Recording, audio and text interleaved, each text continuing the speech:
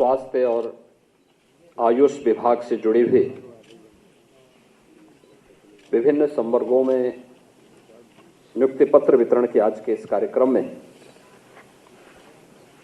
मंच पर उपस्थित प्रदेश सरकार में मेरे वरिष्ठ सहयोगी उप मुख्यमंत्री श्री ब्रजेश पाठक जी,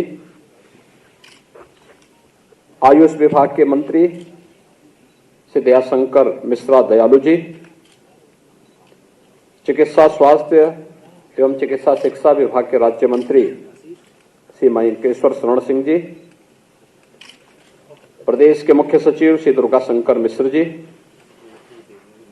प्रमुख सचिव चिकित्सा स्वास्थ्य एवं चिकित्सा शिक्षा श्री पार्थ सारथी सेन शर्मा जी, प्रमुख सचिव आयुष श्रीमती नीना जौहरी जी, चिकित्सा स्वास्थ्य चिकित्सा शिक्षा एवं आयुष विभाग से जुड़े हुए सभी अधिकारीगण, सभी नवचयनित अभ्यर्थीगण और उपस्थित भाई और बहनों, आदरणीय प्रधानमंत्री जी की प्रेरणा से मिशन रोजगार के अंतर्गत आज लगभग 2500 प्रदेश के युवाओं को जो स्वास्थ्य के क्षेत्र में अपने कैरियर को आगे बढ़ाना चाहते हैं, नियुक्ति पत्र वितरण का एक कार्यक्रम यहां पर आयोजित किया गया है। मैं इस अवसर पर आप सभी नवचयनित अभ्यर्थियों का हृदय से बधाई देते हुए अभिनंदन करता हूं और आप सबके प्रति अपनी शुभकामनाएं देता हूं।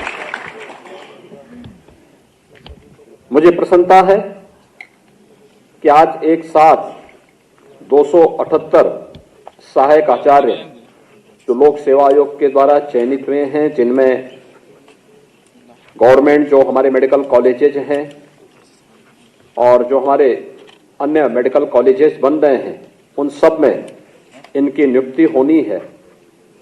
एज ए लेक्चरर ये लोग वहां पे काम करेंगे। इसके साथ ही 2142 स्टाफ नर्स, जिसमें 99 स्टाफ नर्स राजकीय मेडिकल कॉलेजेस के लिए, 1554 स्टाफ नर्स स्वशासी राज्य चिकित्सा महाविद्यालयों के लिए और 489 स्टाफ नर्स आयुर्विज्ञान संस्थान सफाई के लिए नियुक्त हुई हैं। इसके साथ ही उत्तर प्रदेश लोक सेवा आयोग से चयनित 48 आयुष चिकित्सा शिक्षक, जिसमें यूनानी के एक प्रधानाचार्य, एक प्रोफेसर, 2 रीडर और आयुर्वेद विभाग के एक रीडर तथा होम्योपैथ विभाग के 43 लेक्चरर, इन सबको आज नियुक्ति पत्र कुल मिलाकर के यह संख्या 2468 यानी लगभग 2500 के आसपास है। इन सबको नियुक्ति पत्र एक साथ वितरित हो रहा है। यहाँ पे जो राज्य मुख्यालय पे आ सकते थे राज्य मुख्यालय में, बाकी शेष अन्य लोगों को प्रदेश के विभिन्न जनपदों में माननीय मंत्रियों और जनप्रतिनिधियों के माध्यम से नियुक्ति पत्र वितरण का कार्यक्रम वहां पे आयोजित हो रहा है। मैं इस अवसर पर प्रदेश के इन सभी लगभग 2500 ऊर्जावान चिकित्सकों को, पैरामेडिक्स को, नर्सिंग स्टाफ को, जो आज राजकीय सेवा के साथ अपने आप को जोड़ रहे हैं, उन सब का हृदय से अभिनंदन करते हुए उन्हें बधाई देता हूं, अपनी शुभकामनाएं देता हूं। पिछले 6.5 वर्ष में स्वास्थ्य विभाग ने अपनी सेवाओं में जितनी प्रगति की है, उसी क्रम को आगे बढ़ाते हुए आज 774 नई एम्बुलेंस और 81 एडवांस लाइफ सपोर्ट एम्बुलेंसेस यानी कार्डियक वैन के रूप में जिन्हें हम जानते हैं, इन सब का भी आज यहां पे कुछ ही देर में फ्लैग ऑफ होगा। इस अवसर पर प्रदेशवासियों को मैं हृदय से बधाई देता हूं, अपनी शुभकामनाएं देता हूं।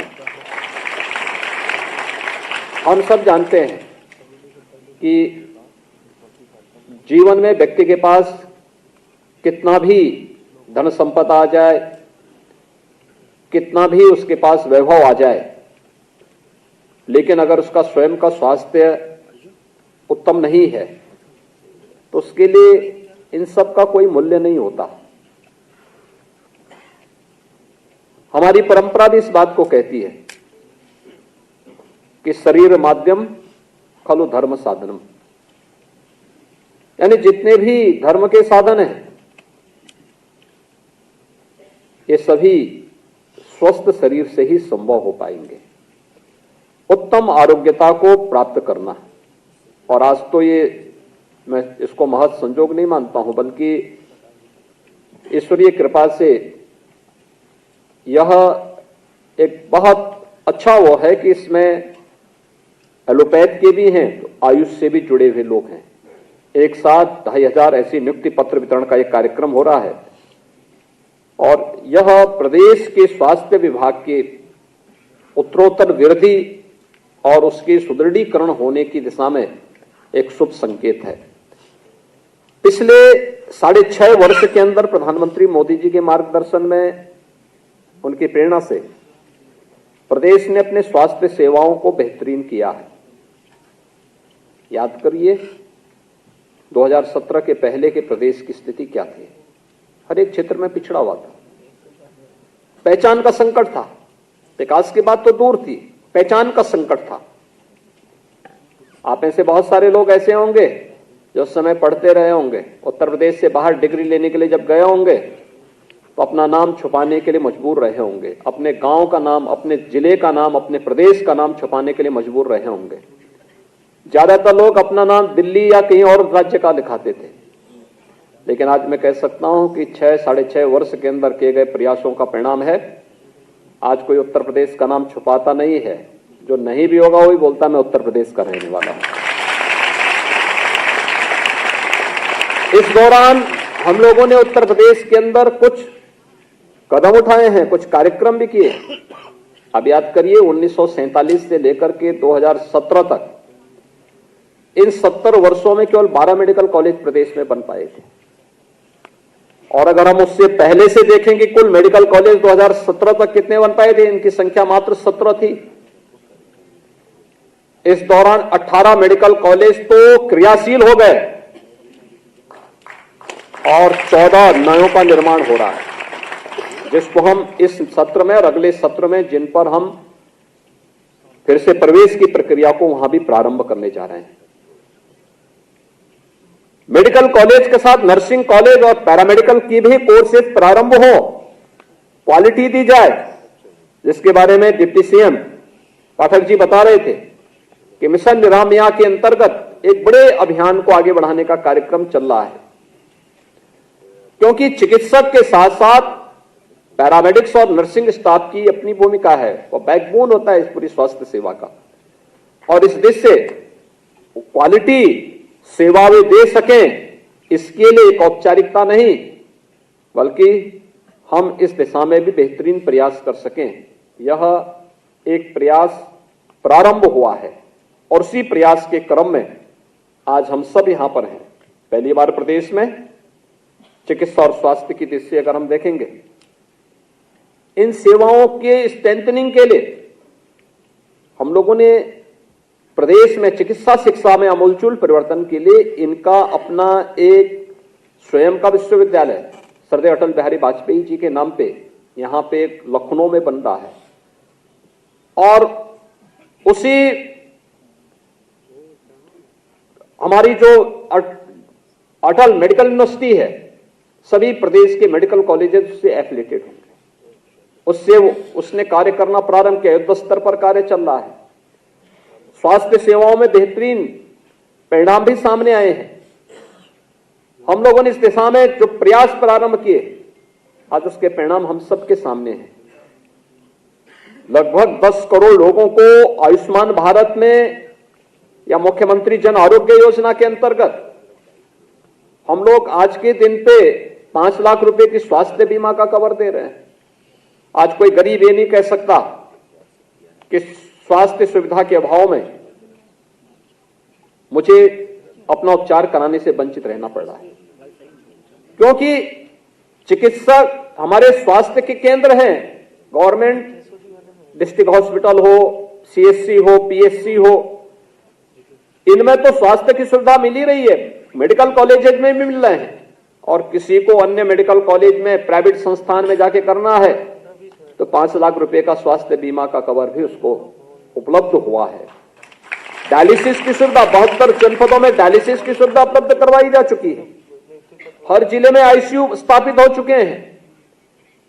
बेहतरीन स्वास्थ्य की सुविधाओं को आगे बढ़ाने के क्रम में 108 और 102 की जो एम्बुलेंस सेवा है उनके रिस्पांस टाइम को भी न्यूनतम स्तर पर लाने के प्रयास किए गए हैं और उसके भी अच्छे परिणाम सामने आए हैं।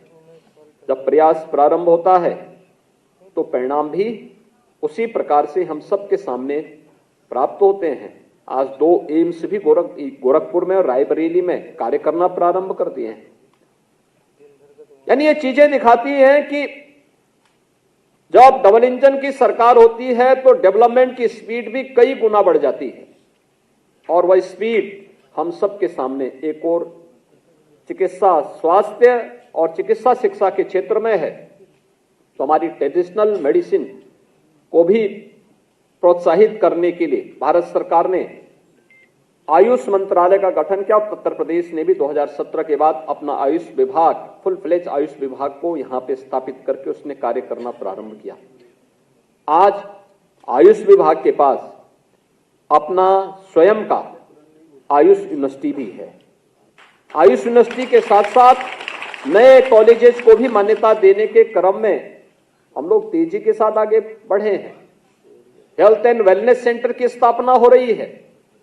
तमाम अन्य कार्यक्रमों को तेजी के साथ आगे बढ़ाने के कार्य किए जा रहे हैं।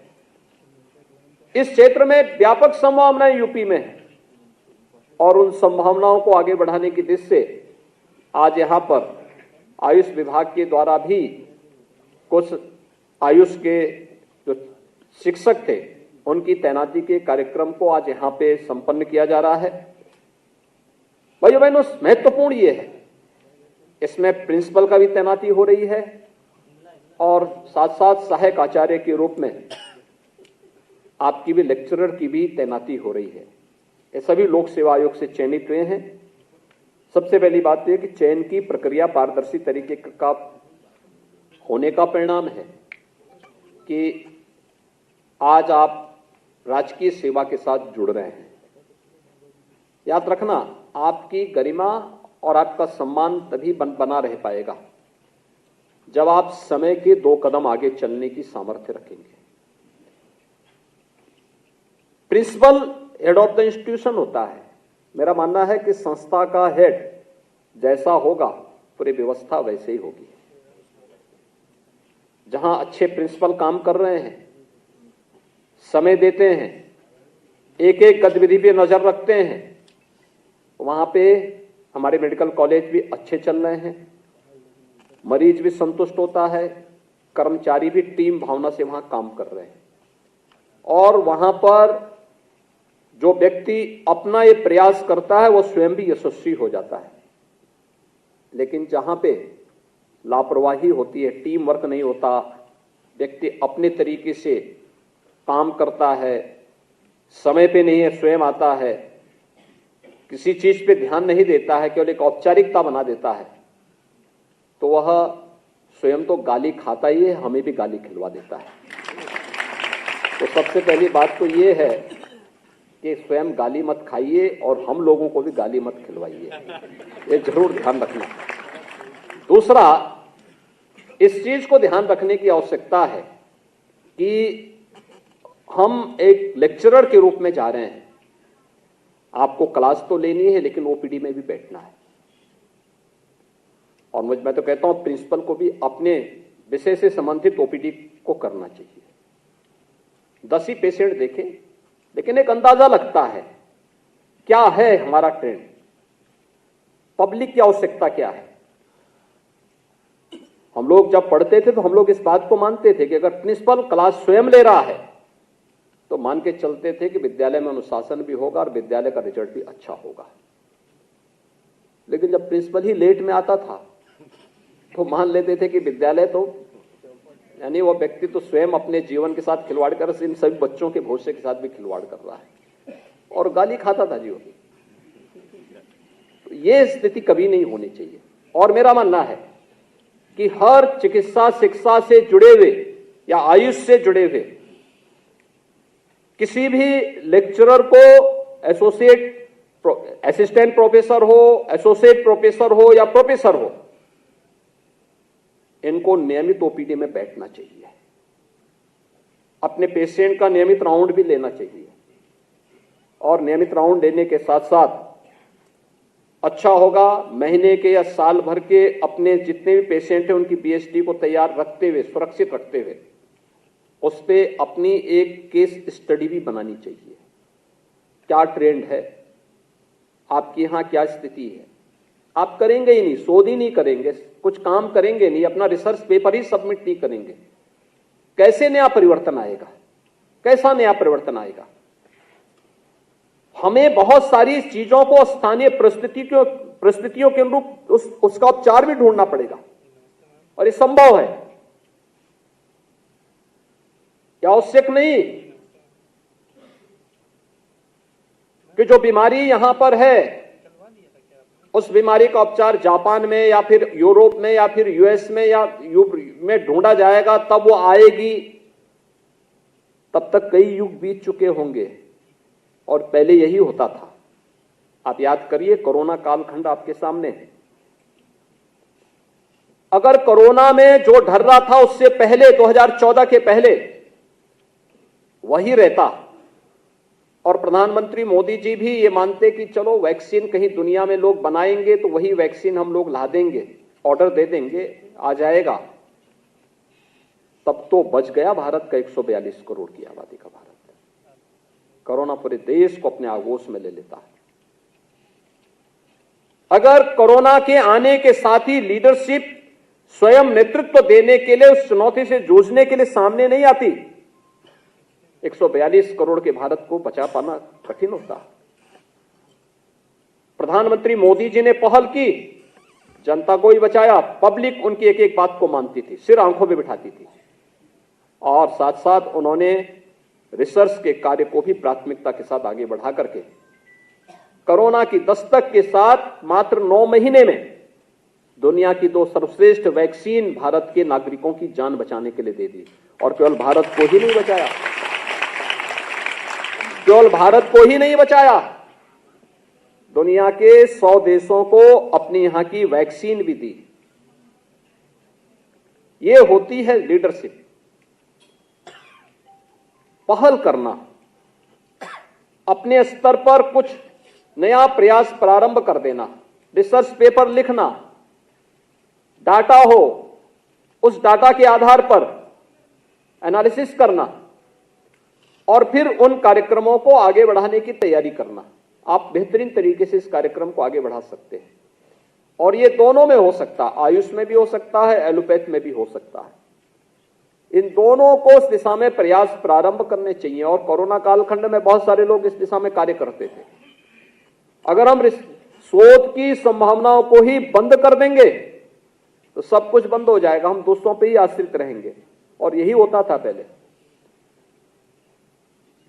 आखिर इंसेफ्लाइटिस से उत्तर प्रदेश में हर वर्ष 1200 से 1500 मौतें होती तो थी 2017 के पहले, और जब 17 में हम लोगों ने इसके लिए अभियान चलाया, अंतर विभागीय समन्वय के माध्यम से स्वास्थ्य और परिवार कल्याण मंत्रालय को हम लोगों ने नोडल विभाग बना करके इस कार्यक्रम को आगे बढ़ाया, तो आज परिणाम हम सबके सामने है। लोगों ने हमारे एक प्रयास की खिल्ली उड़ाई। पहले हम लोगों ने जब प्रभावित क्षेत्रों में साबुन वितरित किए, स्वच्छता के प्रति अभियान चलाने के लिए लोगों को आह्वान किया, परिणाम क्या था?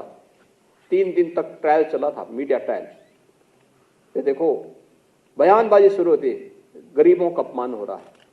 हमने जो स्वच्छता के कार्यक्रम को चलाया तो उसको भी ट्रायल किया गया था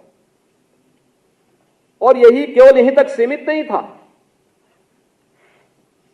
जुलाई 17 में अभियान चलाया गया कि ऑक्सीजन से मौतें हो रही हैं, ऑक्सीजन के अभाव में मौतें हो रही हैं। हम लोग गए,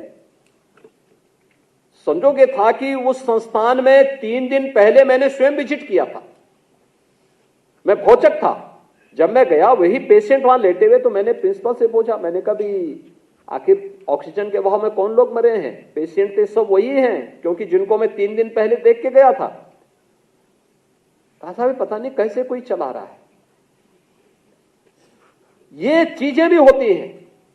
और आज वही इंसेफ्लाइटिस उत्तर प्रदेश में जहां 1200 से 1500 मौतें होती थी, ये मौतें लापरवाही थी, ये मौतें टीम वर्क नहीं था, ये मौतें गरीबों के प्रति उन लोगों का संवेदनहीनता का प्रदर्शन करता है जो जाति जाति के नाम पे समाज को भिड़ाने का काम करते हैं, कमजोर करने का काम करते, देश को कमजोर करने का काम करते हैं। उन लोगों के चेहरों को बेनकाब करती हैं कि इसी प्रदेश में 40 वर्ष में 50,000 से अधिक बच्चों की मौत हुई थी। आखिर वे 50,000 बच्चे किसी परिवार के रहे होंगे? प्रदेश में उनकी ऊर्जा का उपयोग किया जा सकता था, लेकिन नहीं, वे सभी बच्चे कालकलवित होते रहे और लोगों को अपना वोट बैंक बनाने से फुर्सत नहीं थी। सरकार ने एक पहल की, मात्र 4 वर्ष में इंसेफ्लाइटिस को हम लोगों ने नियंत्रण करने में सफलता प्राप्त कर दी। और आज मैं कह सकता हूं, अक्सर मैं उन क्षेत्रों में जाता हूं, इंसेफ्लाइटिस उत्तर प्रदेश में पूरी तरह नियंत्रण में है, पूरी तरह नियंत्रण में है। मौत के आंकड़ों को हम लोगों ने 96 से 98% नियंत्रित किया है। 96 से 98% नियंत्रण मौत के आंकड़ों में हुआ है। मलेरिया प्रदेश के जिन जनपदों में होता था, 17 के पहले और 17 के बाद के आंकड़ों को अगर आप देखेंगे, आपको जमीन आसमान का अंतर दिखाई देगा। चिकनगुनिया, कालाजार नियंत्रण में है। डेंगू की जो सनसनी फैलती थी, आज नियंत्रण में है। ये सरकार के स्तर पर प्रयास, लेकिन सरकार तो आपको सुविधा दे सकती है, सरकार आपको हर प्रकार से आगे बढ़ाने के लिए प्रेरित कर सकती है। फील्ड में काम तो आप लोगों को करना है, प्रयास आप लोगों को करना है, और इसमें लेक्चरर का भी काम है, पैरामेडिक्स और नर्सिंग स्टाफ की भी बड़ी जिम्मेदारी है। ये बैकबोन है पूरी स्वास्थ्य सेवा का। और व्यवहार आप लोगों का, आपका व्यवहार जैसे होगा, याद रखना, पेशेंट जिंदगी भर याद रखता है। पीड़ा के समय अगर हमारी संवेदना उनके साथ नहीं है, आप उम्मीद मत करिए फिर कि हम उसकी दुआ प्राप्त कर पाएंगे। भाई, कार्य करते करते व्यक्ति, हम मानते हैं कि बहुत सारे लोग अपने कैरियर को जोड़ने के लिए इस क्षेत्र में आए हैं, लेकिन कैरियर के साथ साथ लोगों की दुआ भी लेते जाइए। लोग आपके बारे में अच्छा सोचें, लोग आपके बारे में अच्छा बोलें, और लोग आपके बारे में चर्चा भी करें। आपके व्यवहार पर निर्भर करता है। पेशेंट आया, पीठ थपथपा दिया उसका, बता दिया उसको, भाई स्वस्थ हो जाओगे, चिंता मत करो। इतना भर कहना, याद रखना, उस व्यक्ति को एक नया जीवन दे देगा। केवल एक बार आपके स्तर पर प्रयास किए जाने की आवश्यकता है। आप एक बार बोल देंगे, अगर आप देखते ही झल्ला करके पहले ही बोल देंगे कि अरे तुम कभी ठीक नहीं हो पाओगे, तो गया काम से। तब तो जो ठीक होने वाला है वह भी बेचारे को तो आधे तो आप लोगों का व्यवहार ही उसको वो कर देगा। ऐसा कभी ना हो, इस बात को जरूर ध्यान रखना है, कभी ना हो। अच्छा बोलना है, सकारात्मक बोलना है, सकारात्मक रिजल्ट भी वो अपने आप दे देगा। चमत्कारिक परिणाम आएंगे। आपका व्यवहार उसको, उसके परिवारजन के साथ, वो पीड़ा है, पीड़ा में है, झल्लाएगा, परिवार के लोग झल्ला सकते हैं। हमें उससे अपने आप को अलग करके रखना है, बहुत अच्छा व्यवहार करना है, सद्व्यवहार हमारा होना चाहिए।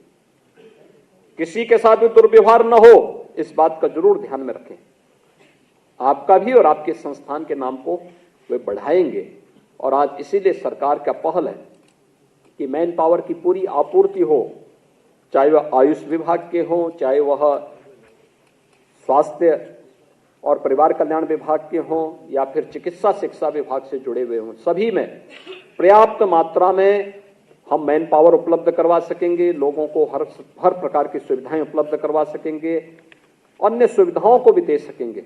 इसी दृष्टि से आज यहाँ पे एम्बुलेंस सेवा को भी आगे बढ़ाने का कार्य हो रहा है। और साथ साथ जो आज यहाँ पे तमाम एम्बुलेंस, यहाँ पे 774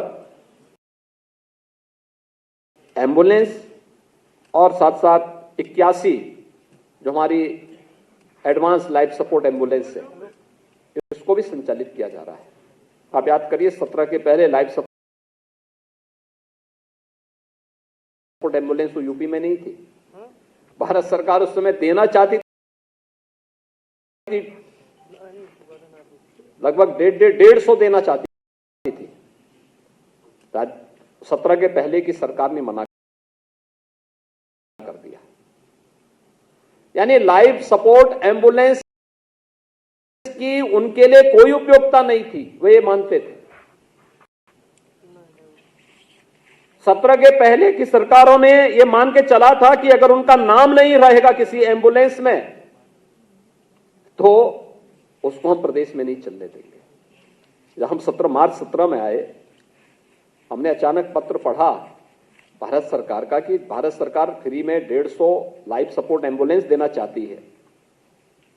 तो हमने अपने तत्कालीन मंत्री से कहा, मैंने कहा आप तत्काल जाइए, स्वयं जाइए और भारत सरकार की प्रति कृतज्ञता ज्ञापित करिए कि लाइफ सपोर्ट एम्बुलेंस ये हर जिले में 75 जिले हैं, हर जिले को हम 2-2 एम्बुलेंस दे देंगे। बड़ी लोगों की जान बचाएगी ये। और उत्तर प्रदेश ने मई 17 में ये सभी एम्बुलेंस ली। इसके बाद हमें 100 और एम्बुलेंस मिली और फिर बाद में CSR में भी बहुत सारी विभाग ने अपने स्तर पर भी बहुत सारी क्रय की। आज लगभग 450 से ऊपर लाइफ सपोर्ट एम्बुलेंस यूपी में काम कर रही है। आप सोचिए, हजारों लोगों की जान को बचा रही है, ये हजारों लोगों की जान को बचा रही हैं। जो गोल्डन आवर होता है किसी भी पेशेंट के लिए, एक्सीडेंट के समय, किसी अन्य समय, बड़ी महत्वपूर्ण भूमिका इस एम्बुलेंसेस की होती है और इनमें ट्रेन्ड मैन पावर की होती है। ये सभी आज फ्लैग ऑफ की जा रही हैं। प्रदेश के लिए आज 81 ऐसी लाइफ सपोर्ट एम्बुलेंस भी उपलब्ध कराई जा रही हैं। मैं स्वास्थ्य विभाग को इसके लिए हृदय से धन्यवाद देते हुए प्रदेशवासियों को बधाई देता हूं कि इन सभी सुविधाओं का लाभ हमारे प्रदेशवासियों को या प्रदेश में आने वाले सभी अन्य जो नागरिकगण हैं, कोई भी आएगा, स्वास्थ्य की सुविधा तो सबके लिए है। अरे स्वास्थ्य की सुविधा यहां तक की है कि लक्ष्मण जी को जब शक्तिबाण लगा था तो रावण के चिकित्सक ने उपचार किया था। तो चिकित्सक तो सबका उपचार कर सकता है, चिकित्सक के लिए सब बंधनें नहीं होती हैं। इसलिए हम सब इस बात को ध्यान में रखेंगे, जो आएगा हमारे पास हम उससे ये नहीं पूछेंगे कहां के रहने वाले हैं। एक ड्यूटी, एक डॉक्टर का धर्म हम निर्वहन करेंगे, एक पैरामेडिक्स के, एक स्टाफ नर्स का धर्म निर्वहन करते हुए उसको बेहतर स्वास्थ्य सुविधा हम उपलब्ध करवाएंगे। इस विश्वास के साथ मैं आज के इस नियुक्ति पत्र वितरण के लिए प्रदेश भर में आयोजित कार्यक्रमों में जितने भी अभ्यर्थीगण नियुक्ति पत्र प्राप्त कर रहे हैं उन सबको मैं एक बार उनको और उनके परिजनों को हृदय से बधाई देता हूं, अपनी शुभकामनाएं देता हूं। लोक सेवा आयोग को हृदय से धन्यवाद देता हूं कि उन्होंने समयबद्ध तरीके से अपने कार्यक्रम को पारदर्शी तरीके से आगे बढ़ाया है और विश्वास व्यक्त करता हूं कि आप लोग शासन की मंशा के अनुरूप बेहतर परिणाम देने में सफल होंगे।